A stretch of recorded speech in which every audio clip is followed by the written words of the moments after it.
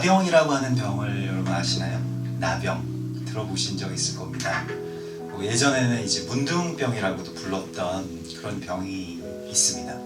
근데 사실 이상하리만치 성경에서는 나병에 대한 이야기가 너무 많이 나와요. 사실 레위기 같은 경우는 여러분 레위기 하면 뭐가 생각나세요? 레위기 하면 생각나는 게 뭐예요? 뭐 레위인이라든가 제사장이라든가 뭐 여러 가지 어떤 제사법들이 생각날 법한데 레위기가 27장으로 되어 있거든요. 레위기의 어떤 절반을 11장을 넘어가게 되면 그 뒤에 나오는 이야기들은 온통 나병, 이 문둥병자에 대한 규례가 나오기 시작합니다. 왜 레위기의 이 병이 이렇게 중요하게 다루어지고 있는가? 또 지금도 뭐 유대인들이 그렇습니다만은 레위인들, 특별히 제사장들은 그 부정한 음식도 먹지 않고 부정한 것을 최대한 피하면서 살아가는 것이 이제 레위기에서 말씀하고 있는 어떤 정결함의 규례인데, 근데 거기에서 놀랍게도 그 성경을 보면요, 그 레위기 13장을 보면 이런 구절이 나옵니다. 사람에게 나병이 발생하면 어떻게 하라고 나오냐면 그를 제사장에게로 데려가라 라고 하는 구절로부터 나병의 규례들이 시작이 되거든요. 생각해 보십시오. 어떤 사람이 병이 걸리면 우리도 지금 생각하는 것이 누구에게 가장 먼저 데리고 갈까요? 의원에게, 의사에게 데려가겠죠. 그런데 성경에서는 나병에 걸린 환자는 의사에게 데려가는 것이 아니고 또 격리시키는 것이 아니고 제사장에게로 데려가라 이렇게 말씀을 하고 있습니다. 사람의 얼굴과 몸이 계속 썩어가는 병입니다. 그리고 그게 떨어져 나가요. 어느 날은 손가락이 떨어져 나가고 어느 날은 발가락이 없어지고 내 몸인데 내 지체인데, 그리고 어느 날은 안구가 이 눈알이 빠지게 됩니다. 점점 얼굴이 말 그대로 문드러져 가는 병입니다. 더 고통스러운 건 무엇이냐면 그렇게 내 몸에 이 생살이 썩어가는데도 불구하고 정작 자기 자신에게는 고통이 전혀 느껴지지 않는다는 거예요. 아무런 감각도 느껴지지 않는다는 거예요. 나병은 비방하는 병과 연결이 되어 있습니다. 그러니까 뒤에서 욕하는 거예요. 그리고 미워하는 병. 그것이 성경에서 말씀하고 있는 나병의 의미입니다. 내 손가락, 내 발가락, 내 눈, 내 코, 내 입과 같은 우리의 지체들을 서로가 인정하지 않는 거예요. 내가 이 공동체에 있을 필요가 뭐가 있어? 점점 서로를 분리시키고 미워하고 증오하고, 더 비참한 거는 뭐 악플보다 더 비참한 거는 무풀이다 이런 말도 있죠. 무관심입니다. 아무것도 느껴지지 않는 거예요. 그게 나병입니다. 다른 사람의 고통이 나에게 느껴지지 않는 거예요. 사이코패스라고 하죠. 다른 사람들의 고통을 여러분들 같이 공감하시나요? 우리 그런 찬양을 방금 전에 했는데 공감의 능력을 점점 잃어버리는 것이 나병입니다. 우리가 점점 그렇게 썩어가고 있어요. 그래서 하나님께서는 사람이 나병에 걸렸을 때에는 제사장에게로 데려가야 된다라고 말씀을 하고 있습니다. 서로를 미워하고 증오하고 또 분리되는 이 질병, 이 균이 계속해서 사단으로부터 이 균에 우리가 공격을 당합니다. 이 바이러스의 공격을 당해요.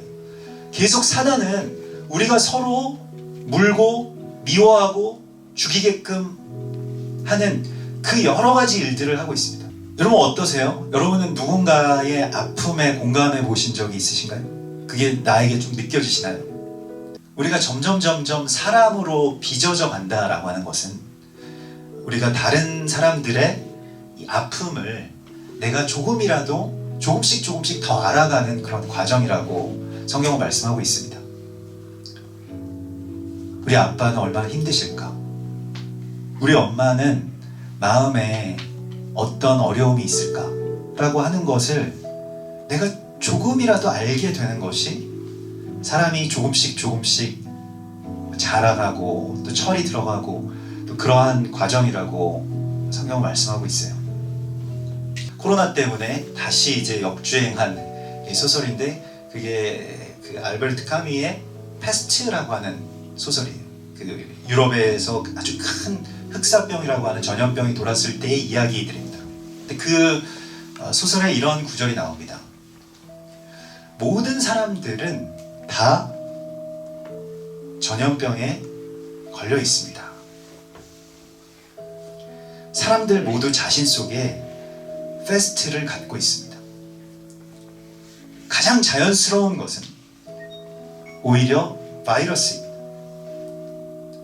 그런데 오히려 자연스럽지 않은 것들, 그 외의 것들, 건강 혹은 깨끗함, 사랑, 하나됨, 이러한 것들은 멈추지 않는 의지의 열매입니다 라고 하는 그런 구절이 나옵니다. 우리는 이미 그런 질병에 어느 정도 걸려 있는지도 모르겠습니다. 근데 그것을 그냥 방치해두지 않고 그것을 내 안에서 없애는 이야기가 바로 성경에서 오늘 제사장에게로 그 나병 환자가 나와야 된다. 얼마 전에 집으로 가기 위해서 이제 엘리베이터를 탔는데요. 엘리베이터에서 분위기가 굉장히 험악해진 적이 있었습니다. 왜 그랬냐면 몇몇 분이 엘리베이터에서 뭐 마스크를 당연히 다 쓰고 있었죠. 근데 그냥 뭐 몇 마디 대화를 나누었어요. 근데 앞에 서 있던 한 남자분이, 좀 이렇게 건장하신 남자분이, 누가 이 밀폐된 공간에서 말을 해? 무식하게. 딱 이렇게 얘기를 하는 거예요. 막 좀 머리도 짧으시고 뭔가 좀 험상궂은 분이 막 화를 내면서 이렇게 얘기를 하니까 그냥 몇 마디 대화를 하던 분들이 굉장히 어쩔 줄 몰라 하고 분위기가 갑자기 싸해졌는데, 제가 이렇게 보니까 그 남자분 곁에 그 아내분인 것 같은 그 여성분이 한 분 서 계셨는데, 그분이 아마 임신하신 것 같더라고요. 배가 조금 이렇게 불룩하시면서. 그래서 아마도 자기 아내가, 태아가 혹시 코로나에 걸릴까봐 이렇게 두려워서, 불안해서, 그래서 앞으로도 이게 굉장히 심각해지겠다. 이런 시대에 하나님께서는 오늘 우리에게 사람들과 조금씩 더 가까워진, 그리고 이 질병을 그냥 내버려 두지 않고 예수님께로 나아와서 서로를 원수 맺게 하고 서로의 아픔이나 또 기쁨을 내가 전혀 느끼지 못했던 그 질병을 고쳐주시겠다고 말씀하십니다. 여러분, 원수를 사랑하는 이야기는 자기 의지로서는 도저히 안 되는 이야기입니다. 내가 미워하는 사람을 용서하는 것까지는 뭐 그렇다고 쳐요. 그런데 사랑은 정말로 기적의 이야기입니다.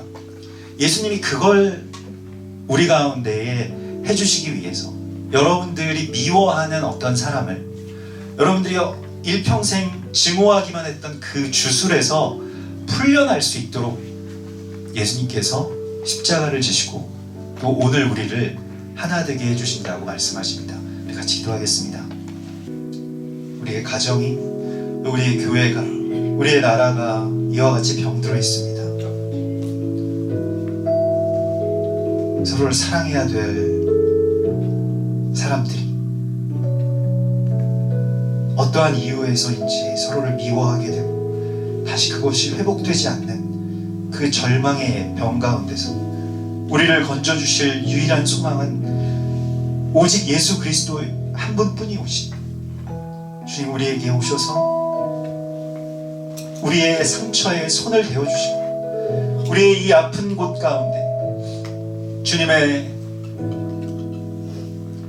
치유의 역사를 허락하여 주셔서 우리 안에 있는 이 모든 질병들이 다시 깨끗함을 받고 다시 주님의 몸을 온전하게 이룰 수 있는 주님의 치유를 우리에게 허락하여 주시옵소서. 우리가 이제 다른 사람들의 아픔을 느낄 수 있는 능력을 받기를 원합니다. 우리 가족들의 아픔을 나도 느낄 수 있는 그러한 힘을 다시 회복하기를 원합니다. 이 나라의 아픔, 민족의 아픔, 열방의 아픔과 하나님의 아픔을 내가 느낄 수 있는 그러한 주의 능력을 우리 가운데 허락하여 주시옵소서. 거룩하신 예수와 메시아의 이름으로 감사하며 기도드립니다. 아멘.